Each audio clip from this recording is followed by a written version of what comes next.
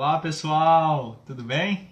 Hoje a gente vai bater um papo muito interessante sobre crianças que foram sequestradas quando nasceram ou ainda pequenas e vendidas para o exterior.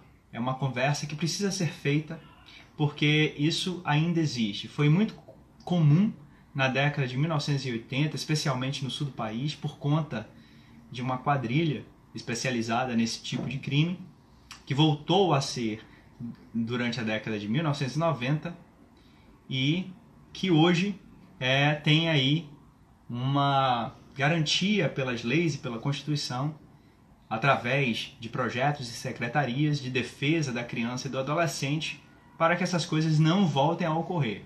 Então aqui no Nos Bastidores, como vocês sabem, a gente vem fazendo uma série de lives interessantes, com pessoas interessantes, que discutem sobre temas os mais variados. Esses temas e essas conversas vocês podem assistir no nosso feed ou aqui ao vivo com a gente, obviamente. E enquanto isso, eu vou pedir para vocês que compartilhem essa live apertando esse aviãozinho aí. Outra coisa que vocês podem fazer também para que o Instagram comece a divulgar a nossa live entre os nossos contatos é apertar o coraçãozinho. Quanto mais coraçãozinho você apertar, mais o Instagram vai reconhecer essa live como uma live que deve ser divulgada. Porque ele tem demorado algum tempo, né, para ir à página dos nossos contatos mostrar que a gente está em live. Portanto, vou pedir para vocês que façam duas coisas pela nossa conversa. A primeira é que vocês apertem esse aviãozinho aí e compartilhem com os seus amigos e contatos. E também apertem o coração, façam o coração subir, porque essa conversa hoje vai fazer o coração da gente acelerar, né? O Maicon já chegou aqui, a gente vai começar com o Maicon Mazai, que tem uma história muito interessante para contar para a gente. Olá a todos e todas, desculpe se não falo a todos pelos nomes, né? Vocês aparecem rapidamente aqui e sobem. Então eu vou chamar o Michael, ele já apareceu.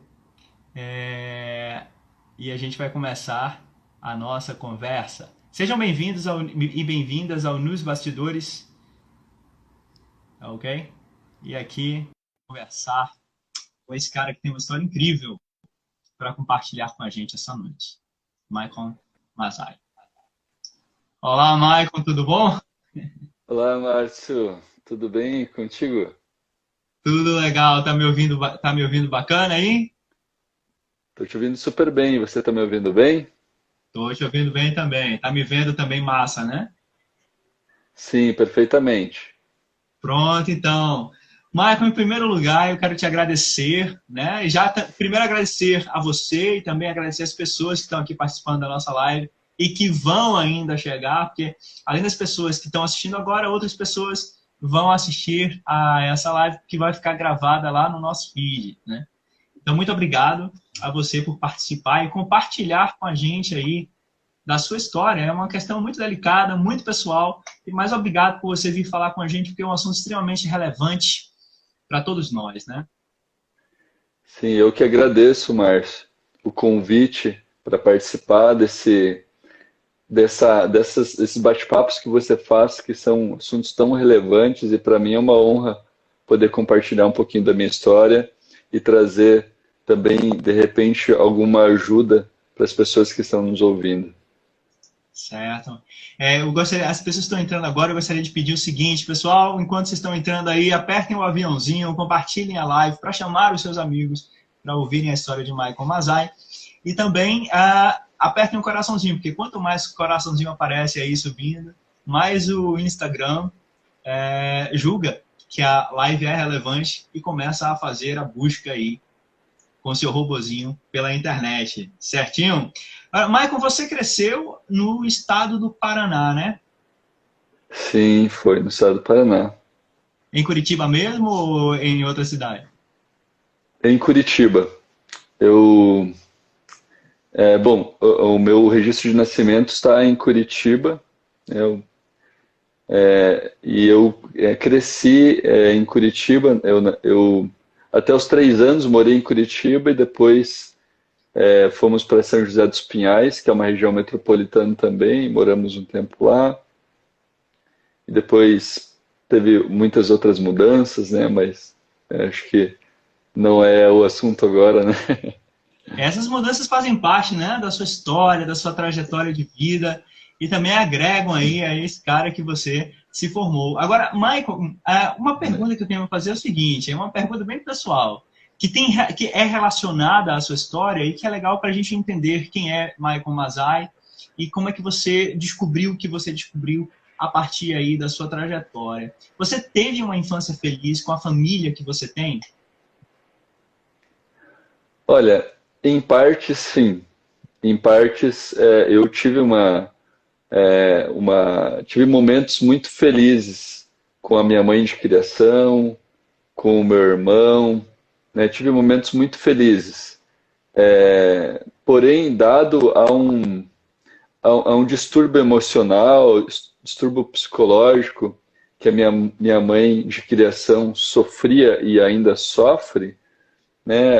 Havia uma bipolaridade, aí um comportamento duplo e como que eu posso dizer assim, um encaminhar das coisas, né? Dos filhos de uma forma não tão tradicional, né? Um ambiente não muito familiar assim, né? Para as crianças, né? Agora, mas você sempre foi bem tratado, você sempre foi parte da família. Sim, bom, quando eu era criança, o que pegava muito para mim, assim, quando criança, é que o meu irmão era filho biológico e é porque eu só fiquei sabendo de toda a minha história mesmo com 24 anos de idade. Ah, Demorou então bastante, você passou a infância e a adolescência sem saber que você não sem era saber. filho biológico.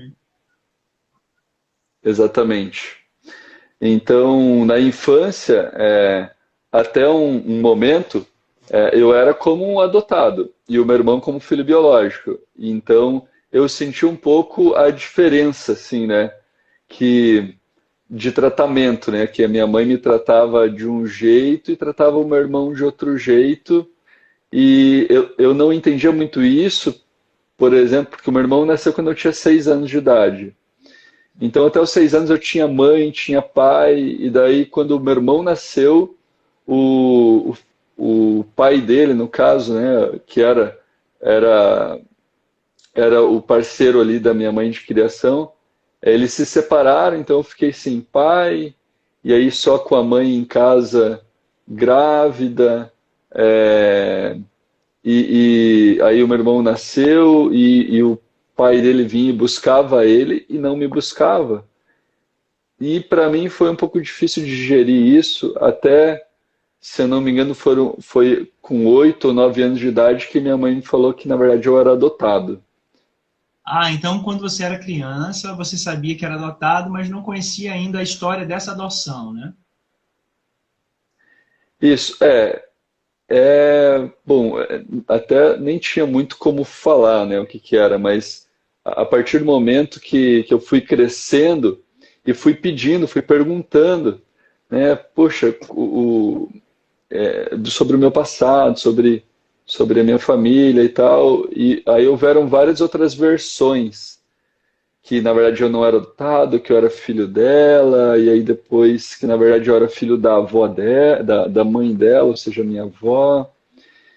Então houve muitas versões, assim, infelizmente ela tinha tendência de mentir muito, né?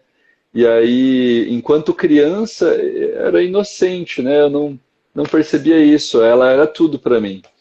E aí, a partir da pré-adolescência, que a gente começa a perceber um pouco mais a verdade, a mentira, o bem, o mal, aí eu comecei a questionar mais coisas, né? E aí os conflitos foram aumentando, né? Entendi. Agora você falou que descobriu aí essa sua história a partir dos 24 anos de idade. Você já era um homem feito, né? E qual foi o impacto Sim. que na sua infância, a partir dos 9 anos, você descobre que você não é filho biológico dos seus pais, da sua mãe?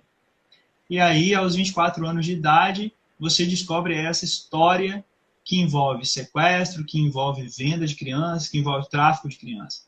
Como é que, em primeiro lugar, como é que você descobre que a sua mãe, ou que, na verdade não que a sua mãe, mas que você foi uma criança sequestrada? Uhum. Bom, eu deixei de morar com a minha mãe aos 19 anos. Então, aos 19 anos eu comecei já a morar sozinho e eu sempre a questionava. E e isso a irritava muito, né? Que falava que não importava, que da onde eu tinha vindo, quem que era minha família e tal, quem que era meu pai. Na verdade, eu questionava quem era meu pai, porque ela dizia que era minha mãe. Então eu questionava e tal. E com 24 anos de idade, houve um momento que eu comecei a pesquisar muitas coisas, pesquisar na internet, pesquisar sobre suspeitas que eu tinha, algo que eu tinha dentro de mim. E então eu descobri através da internet, de buscas, de pesquisas, e resolvi dar uma pressionada mais forte. Eu já morava sozinho há alguns anos e resolvi dar uma pressionada mais forte. Foi uma época onde a minha mãe de criação estava com problema com outros familiares. Ela, infelizmente, se afastou muito dos familiares. É uma família, assim, muito amorosa, uma família muito querida e que, infelizmente, talvez seja por querer me proteger da verdade, ou de parte da verdade, ou de eu descobrir a verdade, ela sempre dizia que a família não era muito legal, que a família era só a gente, nós três, eu, ela e o meu irmão. Então, com tudo isso, com esses conflitos que ela teve com a família, e aí, de uma certa forma, ela se isolava de tudo e de todos, eu resolvi dar uma pressionada a mais e falei assim, olha, se você não me falar tudo, todos os detalhes, tintim por tintim, o que aconteceu, eu estou indo agora na delegacia e vou questionar a minha identidade, porque eu sei que ela é falsa. Mesmo eu não sabendo, mesmo eu não tendo aquela certeza total, eu resolvi jogar um verde de toda aquela minha suspeita, então ela resolveu falar tudo. E aí, primeiro de tudo, ela se protegeu, falou que ela não tinha nada a ver com a quadrilha e tal, e aí foi me Agora, contando. pronto. Então, antes da gente entrar nessa questão de quadrilha, a Malu fez uma questão aqui. A pergunta que ela fez foi: de onde é sua mãe biológica? E aí eu vou acrescentar isso. Claro, Você descobriu, então, que você tinha sido sequestrado e que havia uma história aí de uma quadrilha, né? sim. Então vamos responder a pergunta de Malu e partir para essa. De onde vem sua mãe, essa sua mãe? A minha mãe de criação, ela, ela nasceu em Curitiba, é uma família bem simples que veio do interior de Santa Catarina, de Itaiópolis. Ela, falar um pouquinho da história dela, assim, né, da infância dela. Ela, o pai dela, né, o meu avô, ele tinha problema com alcoolismo.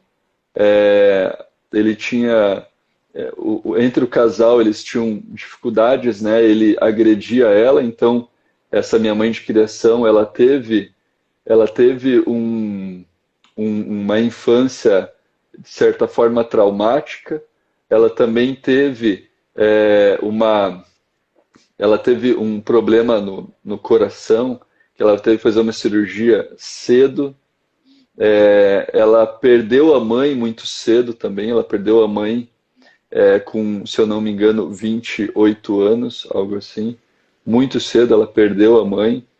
Embora antes ela já tinha esses problemas psicológicos e ela já não dava muito valor à mãe, né?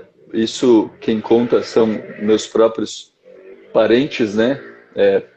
Primos dela que conviveram no momento onde a minha avó estava totalmente acamada, estava precisando de cuidados, onde a minha mãe de criação acabou não dando essa atenção, né?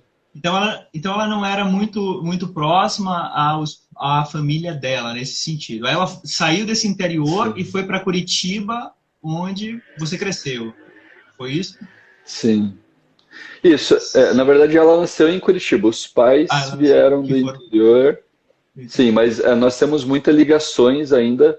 Eu tenho muita ligação com os meus tios avós, que ainda moram no interior, com alguns tios, inclusive com um tio que foi marido da minha tia, irmã dela, que são pessoas fantásticas, extremamente amorosas, extremamente queridos, e eu me sinto muito família com eles. Com eles. Agora, você falou, Maicon, que há aí uma questão de quadrilha, né? E aí, quando a gente pensa numa questão de quadrilha, você é nascido na década de 80, né? A gente pensa que Sim, no começo da década de 80 houve uma quadrilha que sequestrava crianças, especialmente no sul do país, na verdade, em Paraná e Santa Catarina, se eu não me engano, né? E eles sim, cobravam para fazer essa intermediação mais de R$ 25.000, entre 25 e 50 mil reais, ou entre 5 e 50 mil reais, dependendo da fonte que a gente encontra. Dólares, né, na verdade. E exportavam dólares. essas crianças, dólares, e exportavam essas crianças para o exterior. Então, pelo menos, segundo o Ministério Público, são pelo menos 3.000 crianças brasileiras que foram sequestradas e vendidas somente para o Israel. Há aí também a Europa, os Estados Unidos, o Canadá. Bom, o que é que chegou até você em relação à sua história, né?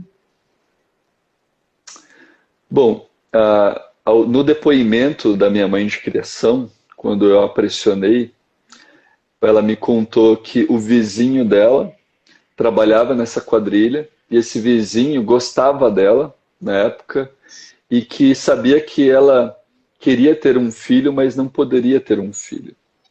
Então ele foi e falou assim: Olha, esse ele foi rejeitado, era para ter ido Ah, para o Canadá, mas ele foi rejeitado. Agora fique com você. E deixou com ela. Essa foi a primeira versão, né? Foi a primeira versão. Essa pessoa que em tese me raptou, né? Segundo ela, que me raptou, ele cometeu suicídio há muitos anos atrás. Cometeu suicídio. A mãe dele também cometeu suicídio de uma forma bem. Ele cometeu suicídio de uma forma bem traumática. Ele colocou o próprio gás de cozinha na boca e explodiu. E outras pessoas que eram ligados diretamente a essa quadrilha também ou cometeram suicídio ou ficaram com sequelas gravíssimas psicológicas. essa quadrilha que a gente está falando é a quadrilha de Arlete e Lu. Possivelmente sim, ela não sabe me afirmar se é exatamente a da Arlete. Eu acredito que sim, porque é exatamente no mesmo período. E o que bate para mim as informações é que exatamente no período de 88, onde houve a primeira prisão de Arlete Chilu, ou seja, há uma suspeita minha de que neste medo de alguém ser pego por ter crianças em casa, porque esse rapaz que raptava a criança e eles armazenavam na casa da mãe dele, tinham muitas crianças lá, né? Isso o meu tio, irmão da minha mãe, me contou que ele ainda mora na mesma rua, onde havia essa casa que armazenavam as crianças, né? Deixavam as crianças lá, sob cuidados de enfermagem, coisa assim. E, e o que ele me disse é que eu chorava muito e que por chorar muito e eles não conseguir comercializar, foi me dado uma bezetacil para me eliminar com 10 dias de vida. E aí nada aconteceu, me deram mais uma bezetacil, nada aconteceu. Então me levaram para outra casa, essa casa da minha avó, onde a minha mãe morava. Ah, tá. Então você foi adotado por essa família, mas não foi exatamente a sua mãe que estava envolvida na questão. Foi o vizinho, né, como você falou, que era apaixonado por ela, que gostava dela, e você estava você tinha sido colocado num espaço onde outras crianças também estavam para serem vendidas, né? Essa história de você ser vendido, você esperava muito, mas ela não rolou, mas você tem ideia do que teria acontecido com você? Para onde você iria? Alguém te informou? Olha, essas informações eu estou repassando e eu não posso trazer com total veracidade, né? Veracidade. Uhum. Isso. Porém, são pessoas de confiança, são pessoas que são idôneas, né? Mas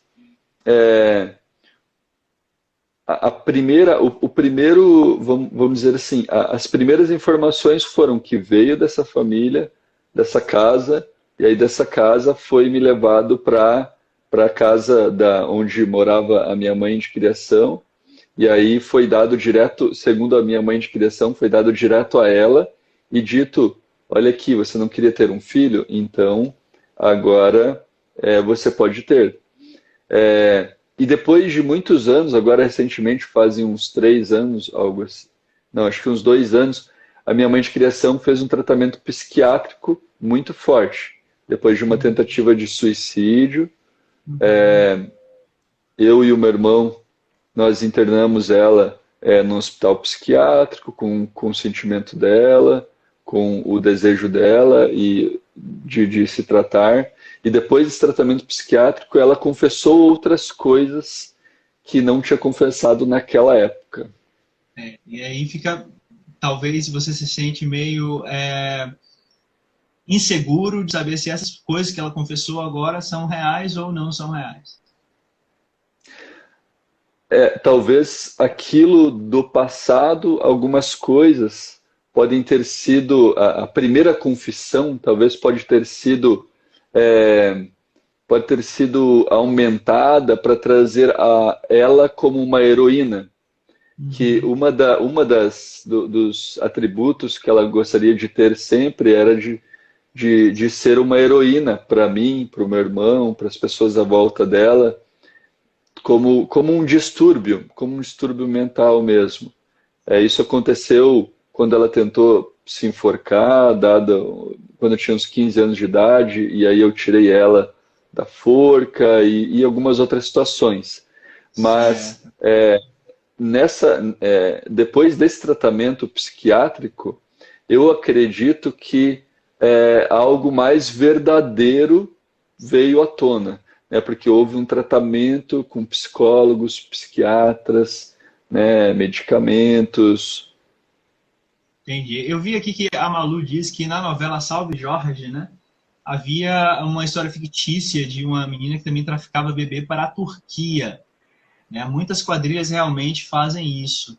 E tem uma ONG aí no estado do Paraná que é ligada à Polícia Federal e ao Ministério Público Federal, entre outros órgãos do governo. Eu vou te dizer agora o nome dessa ONG, muito interessante. Eu estava lendo sobre o trabalho deles, né? São desaparecidos do Brasil, né? Segundo eles, eles entraram em contato com a Glória Pérez, viu, Malu? Eles entraram em contato com a Glória Pérez e aí, por causa da história de uma das pessoas, de um dos sequestrados brasileiros para Israel, eles criaram essa personagem na novela Salve Jorge para falar justamente sobre a questão do sequestro e venda de crianças para o exterior. Agora, Michael, eu tenho uma pergunta que é o seguinte: eu estava assistindo a alguns podcasts, alguns vídeos para conversar com você sobre essa história, e aí eu descobri esse podcast, né, do Ministério Público do Paraná, em que uma delegada chamada Patrícia Nobre foi entrevistada, né? Eu estou procurando só aqui a minha anotação sobre ela. Foi no dia 25 de março deste ano. E segundo Patrícia Nobre, só no estado do Paraná, 300 crianças são sequestradas por ano. Ou seja, é uma média de uma criança que desaparece no estado do Paraná e que é uma criança que desaparece e que é relatada aos órgãos públicos, cujo Sim. desaparecimento é relatado aos órgãos públicos. Uma criança por dia, em média, né? São 300 crianças por ano, segundo ela. Segundo essa delegada, a doutora Patrícia Nobre, no estado do Paraná, de 1980 a 2017, 1980 a 2017, existem 28 casos de desaparecimento de crianças que não foram solucionados. Ou seja, são 300 casos por ano, esses casos, a maioria foi solucionada. Mas, de 1980 a 2017, restaram 28 casos que não foram solucionados pela polícia nem pelo Ministério Público. Então, eu faço uma pergunta. Você relatou o seu problema aos órgãos públicos, aos órgãos responsáveis pelo desaparecimento de crianças? De repente, seus pais, sua mãe, fez uma queixa na delegacia à época, e você é um desses 28 casos não solucionados?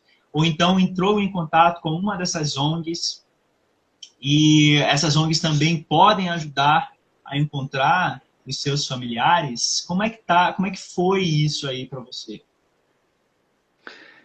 Eu entrei em contato na época, bom, na época, né, alguns anos atrás, foi um baque, assim, né, grande também, e eu buscava muito conselhos de amigos, e havia conselhos dizendo, vai fundo, procura tua família, faz de tudo para encontrar sua família biológica. E aí tinha outro lado que falava assim, cara, deixa isso para trás, forma sua família daqui para frente, deixa o passado para trás, não adianta, não vale a pena correr atrás disso, porque foi tudo muito bem feito, o teu registro é totalmente falso, teu sobrenome é falso, como que você vai encontrar? Então, eu fiquei naquele impasse, puxa, vou ou não vou? E eu entrei em contato com a polícia, primeira coisa, e perguntei em relação ao boletim de ocorrência, se existia algum boletim de ocorrência daquela época, se eu poderia buscar em maternidades, em hospitais. Porém, eles me desiludiram de alguma forma, falaram que, olha, que os registros eles eram feitos em papéis e eles não são obrigados a ficar mais do que 10 anos, se eu não me engano, e que geralmente eles descartam todo esses boletins de ocorrência.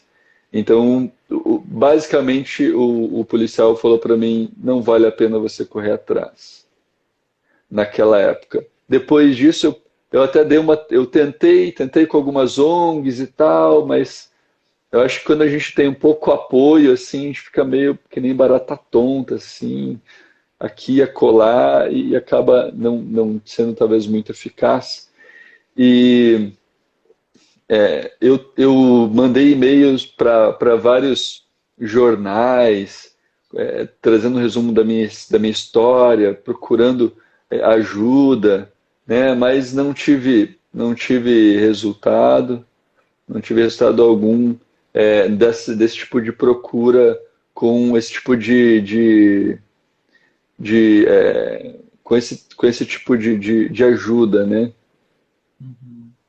Entendi. Agora, você conseguiu, por exemplo, saber em que maternidade você foi encontrar? Porque também tem isso, né? Você pode ir à maternidade e contando sua história, junto com o advogado, na verdade, pode pedir que eles procurem os documentos que são ali do tempo em que você provavelmente nasceu, da época em que você provavelmente nasceu. Você conseguiu chegar a essa questão, a questão da maternidade, onde provavelmente você nasceu?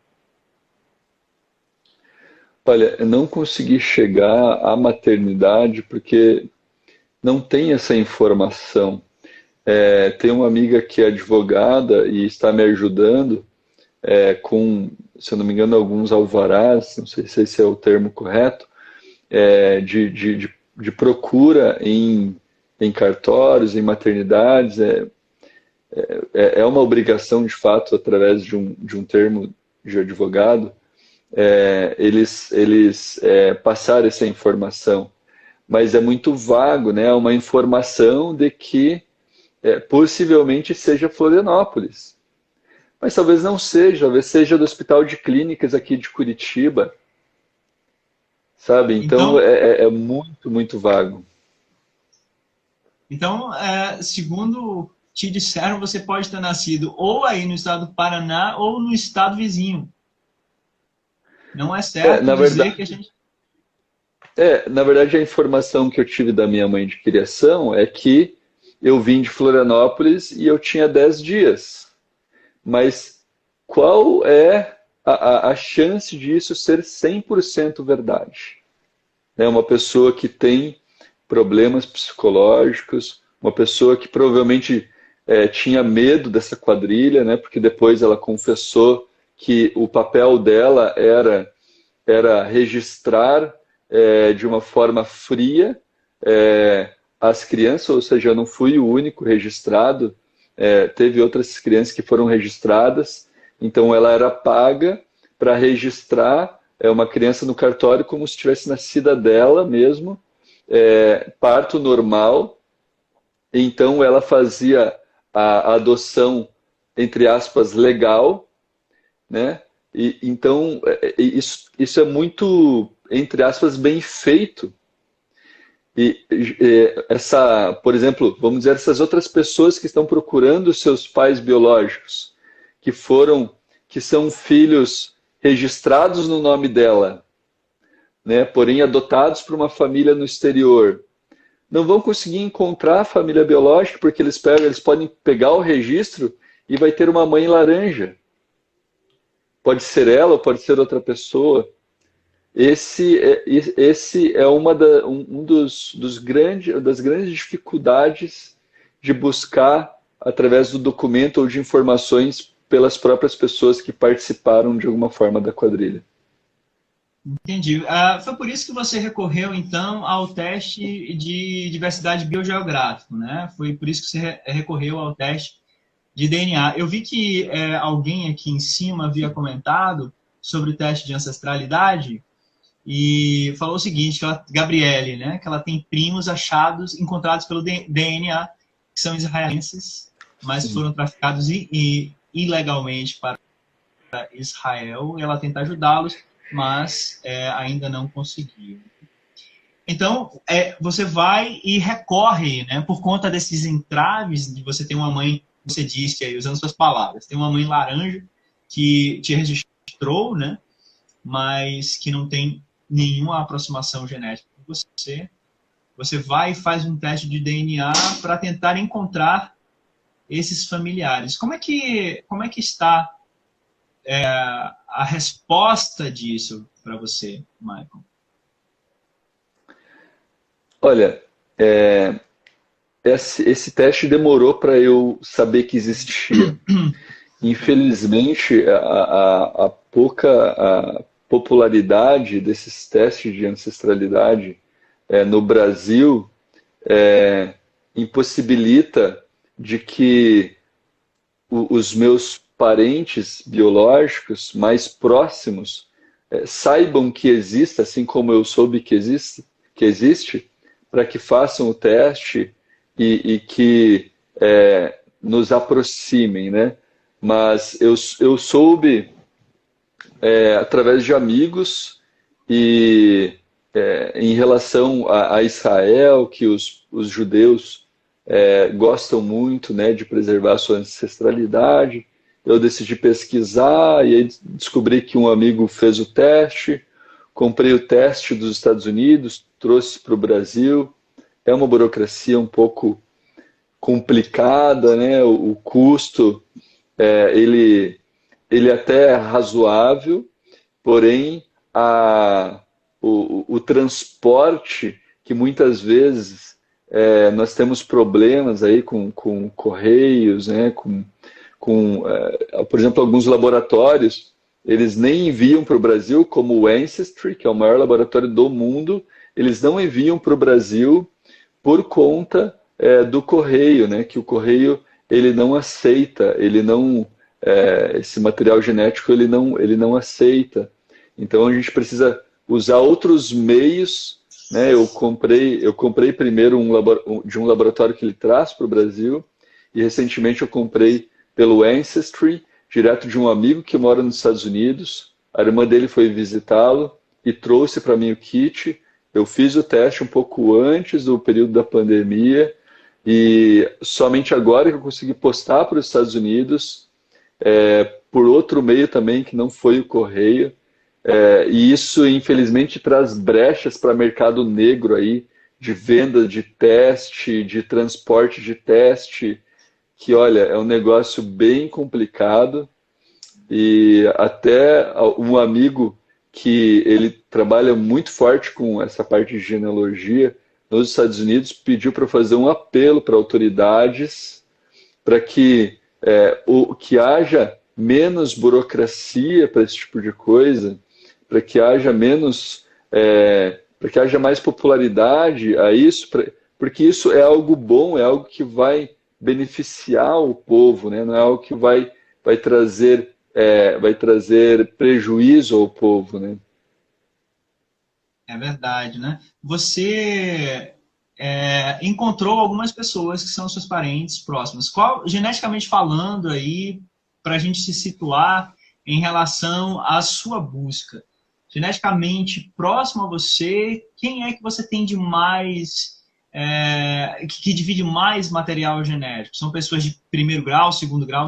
Primeiro grau não, né? Você disse que não tem parentes muito próximos, mas segundo, terceiro, quarto grau, você já encontrou de pelo menos terceiro grau? Sim, o mais próximo até agora com esse primeiro teste foi de terceiro grau. Duas primas de terceiro grau, uma que mora em Balneário Camboriú, se chama Maria Paulina, e uma que mora na Paraíba, que se chama Ana Teresa. São duas pessoas extremamente queridas, duas pessoas extremamente maravilhosas, onde nós temos uma amizade muito legal. Agora, Michael, essas pessoas também são genealogistas, elas podem te ajudar em relação a encontrar os parentes da árvore genealógica? Você tem tido ajuda nesse sentido? Sim, extremamente. Esse meu amigo lá dos Estados Unidos, que ele já ajudou diversas outras pessoas a encontrarem parentes de primeiro grau, ele trabalha incessantemente para que, através do tronco, nós consigamos encontrar parentes mais próximos. Então, são feitos testes constantes entre os matches, né, as coincidências genéticas que eu tenho, para que a gente consiga aproximar mais. Algumas coisas nós já estamos desvendando, porém, com o resultado do Ancestry, que vai ser bem em breve, que eu vou ter, nós vamos conseguir trazer ainda mais detalhes, né, que hoje é o maior banco de dados de DNA do mundo, assim, é um laboratório maravilhoso. É importante também que os brasileiros conheçam os testes genéticos, né, Maicon? Porque assim, quantos mais brasileiros fizermos o teste, mais próximo também você consegue, de repente, encontrar as pessoas que sejam ligadas a você geneticamente de uma forma mais aproximada, né? Sim.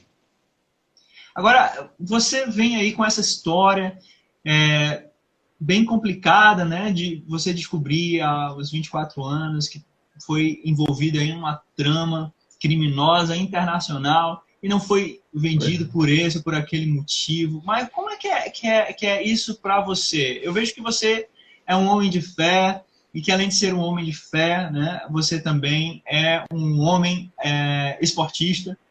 Então, você consegue achar na fé e no esporte aí a complementação para essa questão dessa falta que uma família biológica te faz, talvez? Como é que você une a espiritualidade e os esportes, Michael, na sua vida? Sim. Bom, era necessário se apegar a algo para que haja uma extração de pontos positivos em toda a tragédia, em todo o trajeto que foi tortuoso, desde o meu nascimento até aqui, né? Então, eu tive um contato mais forte com a religião, vamos dizer assim, de eu me doar à religião. Eu sou cristão, evangélico, né? Ou seja, protestante, e respeito as religiões, respeito as pessoas. E em Deus eu encontrei uma forma de enxergar todos os pontos positivos, todos os pontos, o crescimento através do sofrimento. Eu vou deixar um versículo, um trecho de um versículo que resume muito. A Bíblia diz que Jesus Cristo aprendeu a obediência através do sofrimento. Então, o sofrimento, ele é algo também bom se a gente souber usá-lo. Hoje, obviamente, nós somos de carne e osso, nós erramos, nós acertamos, nós não erramos sempre, mas também nós não acertamos sempre. Né? O importante é que a gente fique numa média, vamos dizer assim, né? Que a gente busque acertar, obviamente. A gente não vai acertar, mas busque acertar. E nesta busca, nessa corrida, nessa caminhada, o que me faz ter cada vez mais esperança e cada vez mais sentido para a minha vida de continuar ajudar outras pessoas que, de alguma forma, passaram por algum tipo de trauma, seja esse com a família, ou seja um trauma num relacionamento, ou seja, às vezes, traumas pequenos que para a gente parece nada, mas para ele é um gigante. Então, eu tenho grande prazer em ajudar pessoas com essas situações, sabe? Eu sou muito feliz nisso. Isso eu encontrei através do testemunho de Jesus Cristo, né? Na Bíblia, né? E eu desejo ser esse testemunho, né? Testemunhar a vida de Jesus Cristo. Jesus Cristo em mim, para que os outros sintam Jesus Cristo através de mim. E o esporte, para mim, nada mais é do que uma manutenção de um corpo que eu recebi de Deus. E eu, como diligente que desejo e busco ser sempre, busco ter uma saúde completa, né? Com uma boa alimentação, com exercícios físicos constantes, com também distrações, lazer, né? Com bons livros, gosto de ler bons livros, leio vários livros, estar rodeado de bons amigos também, isso para mim é vida. Agora, como é que você tem? Você tem uns projetos aí, e eu queria saber como é que esses projetos que você tem podem ajudar as outras pessoas a superarem, né, esses problemas. E que projetos são esses, né? Sim.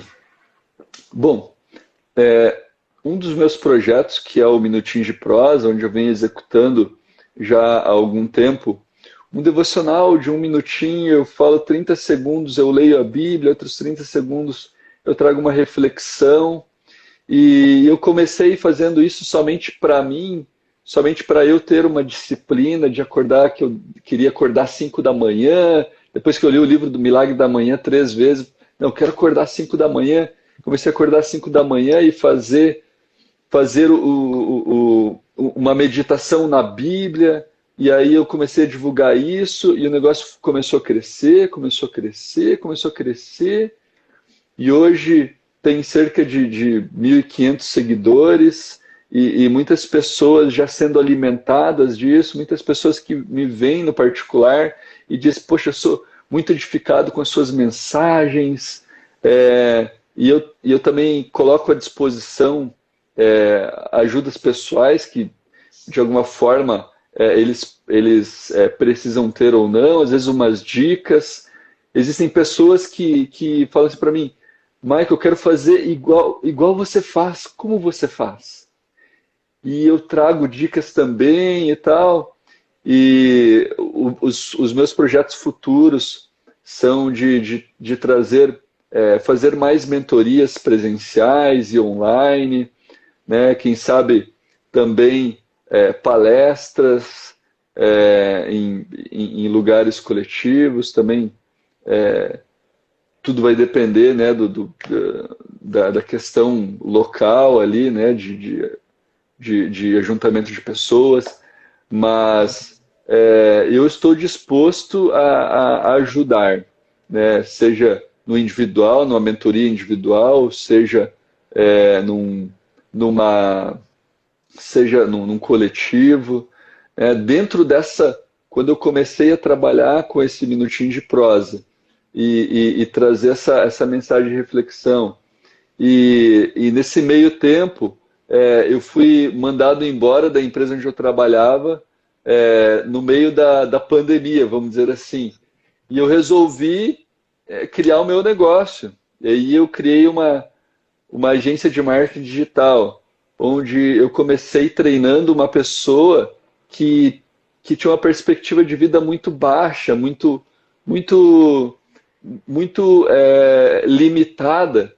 E eu trouxe os valores cristãos, eu trouxe os valores do Maicon para essa pessoa, um treinamento rígido, um treinamento eficaz, e que hoje ele, cerca de 2 meses aproximadamente, ele é uma outra pessoa completamente. O nome dele é Daniel, uma pessoa extremamente querida, extremamente maravilhosa. E hoje, tanto profissionalmente quanto pessoalmente, ele mesmo dá o seu testemunho que cresceu muito, né, depois desse treinamento, depois desse coach que eu fiz com ele, e que ainda está crescendo. E de fato, hoje, ele que faz a edição dos vídeos, é ele que faz a produção dos vídeos.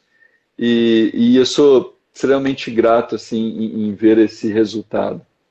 Então é aquela questão como você estava falando no começo, né? O sofrimento, né, da descoberta da sua história te deu forças para você se transformar e ajudar outras pessoas também a transformarem suas próprias histórias, né? É aquela questão da gente pegar as coisas ruins que a vida nos traz e transformar em coisas boas, não só para nós, mas também para os outros que estão ao nosso redor, né, Mike? Exato. Eu fiz uma enquete, Michael, nos stories. Eu fiz algumas enquetes nos stories. E uma dessas enquetes foi o seguinte: eu perguntei às pessoas se elas sabiam da questão, né, de crianças brasileiras terem sido traficadas na década de 1980. 80% das pessoas disseram que não tinham conhecimento desse problema, né? Depois eu fiz uma outra pergunta, que foi saber se essas pessoas tinham ideia de como denunciar.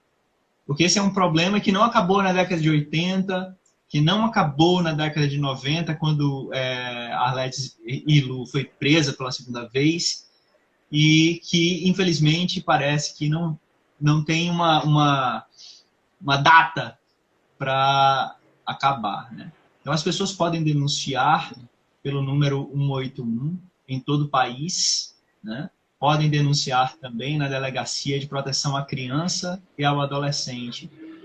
As pessoas, se vocês souberem de alguém que foi sequestrado, se vocês souberem de alguma criança que foi sequestrada, de algum adolescente que desapareceu, por favor, entre em contato com as autoridades. Porque, como a gente está vendo na história de Michael, as pessoas ficam sem conhecer o seu passado. No caso de Michael, ele conseguiu encontrar um caminho, né? Mas tem gente que não consegue encontrar esse caminho.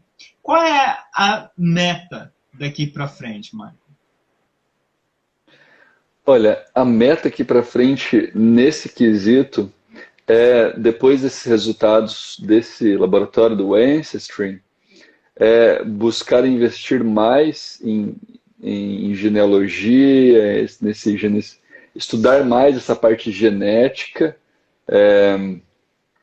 e em conjunto com isso, né, não só buscar fazer mais testes, né, com pessoas, com outras pessoas que sejam possíveis, né, possíveis parentes biológicos, e em relação a ajudar pessoas, né, propagar mais a minha disponibilidade em ajudar pessoas. Hoje, com a agência, né, eu tenho uma finalidade que eu preciso ter um ganha-pão, né, como uma agência de marketing digital, mas também, como Maicon, como coach, como mentor, eu quero também ajudar mais pessoas a encontrarem seus caminhos, a também trazer um motivo, uma motivação para suas vidas, né? Um motivo de viver, um motivo maior,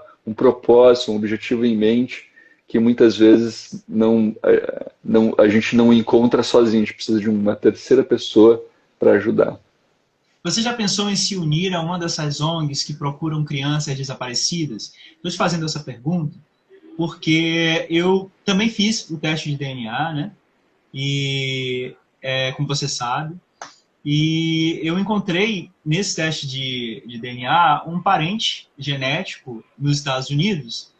E por causa desse rapaz estava procurando a família dele aqui, eu entrei em contato com uma senhora, dona Sônia Lígia, que tem uma ONG que encontra pessoas entre o Brasil e a Holanda. Crianças que foram vendidas pelos pais ao nascerem, né? Ou que foram sequestradas e levadas para a Holanda. E ela fez uma varredura para esse rapaz e encontrou uma suposta mãe dele lá no Piauí. A gente ainda não tem certeza, ele ficou de investigar isso, mas pelos dados que ele concedeu a essa senhora, ele parece ter encontrado a mãe biológica.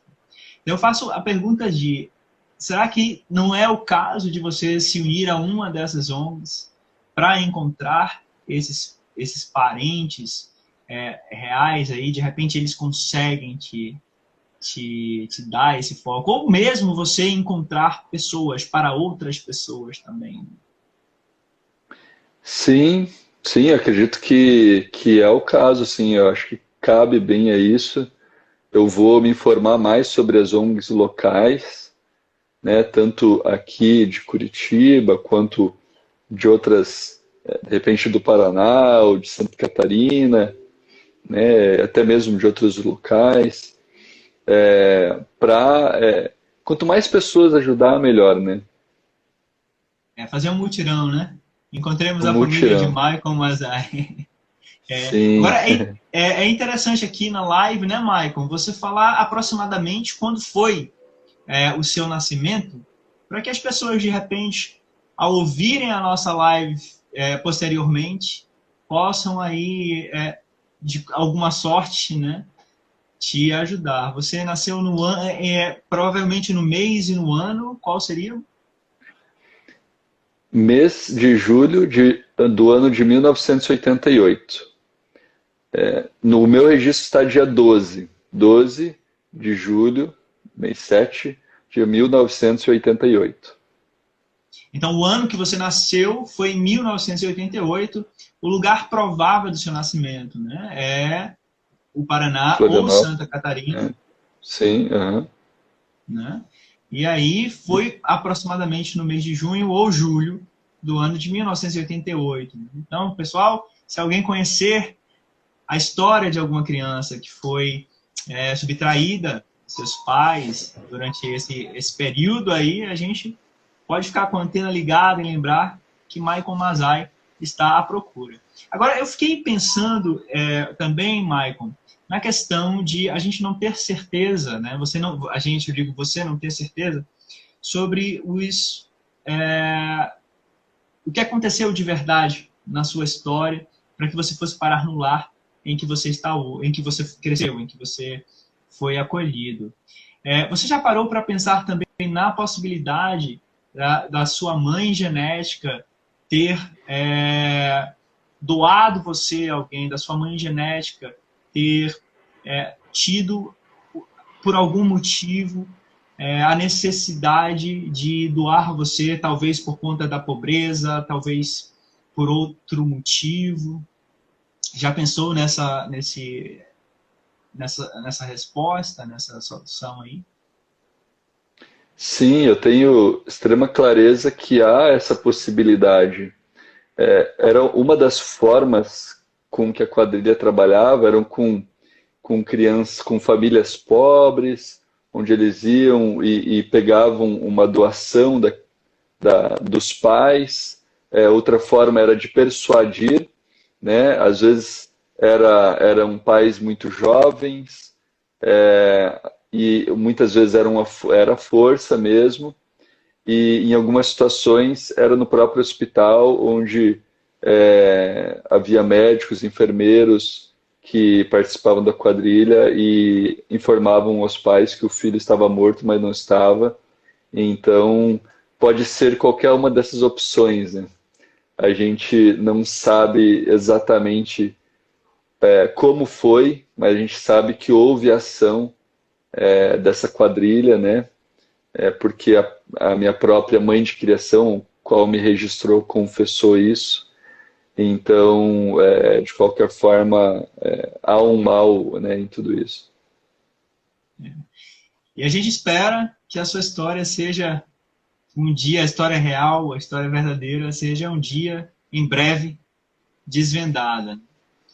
E eu gostaria de te agradecer muito. A gente está chegando já ao fim aqui do nosso tempo, Maicon. Gostaria de agradecer muito a você, as pessoas que participaram, que passaram aqui, que irão vir e assistir ao seu depoimento, assistir a sua história. E digo mais uma vez que se alguém tiver alguma informação aí no Paraná, no estado de Santa Catarina, de crianças desaparecidas no ano de 1988, no meio do ano, em junho ou julho de 1988, que procurem o Michael Masai. Vocês podem seguir o Michael Masai, acompanhar a história da vida dele, acompanhar a trajetória de crescimento espiritual dele, a trajetória de ajuda que ele tem dado a outras pessoas na própria página que ele formou, né? E também, se ainda não nos seguem, nos sigam, para que a gente continue podendo dar visibilidade às histórias das pessoas que vocês têm visto aqui nos bastidores. Gostaria que você falasse aí com os nossos espectadores, antes da gente dizer tchau. Eu primeiramente agradeço, é uma honra estar conversando contigo, estar trazendo essa reflexão a todos, e também agradeço a todos os meus amigos e aos espectadores que vieram também através, né, dos seus contatos, em se interessar por esse assunto que é tão importante e sério, porque a gente não sabe, um dia pode acontecer com a gente, né? Então, a gente nos proteger e ter essa ciência agora é muito importante. Então, agradeço de coração, muito obrigado a todos. Gostaria de deixar uma última frase de um pedido, que olhemos o malfeitor e o perdoemos. O malfeitor, ele deve ser perdoado, porque o malfeitor, ele um dia pode ser um benfeitor, ele pode se arrepender. Agora o mal não. O mal, ele não deve ser perdoado, ele deve ser combatido. O mal, ele deve ser combatido sempre. Mas o malfeitor, ele deve ser perdoado. Tá certo, Marco. Muito obrigado pelas palavras. E a gente fica hoje por aqui, pessoal, de olho aí nos bastidores e na página do Michael Masai para as novidades que irão surgir. Mais uma vez, obrigado a todos e todas. Obrigado, Michael. E até a próxima. Espero que a gente tenha conseguido dar luz, mais uma vez, aí à sua história, para que essa história consiga chegar a vários lugares. E aí, de repente, a gente consegue encontrar ao que você procura aí, né? Em breve. Sim, também espero muito. Então tá certo. A gente Obrigado. tem 10 segundos. Enquanto isso, um 10 grande segundos. abraço para você e até a Um próxima. A gente abraço. se fala daqui a pouco. Tchau, tchau. Tchau a todos e todas. Até. Muito obrigado. Tchau.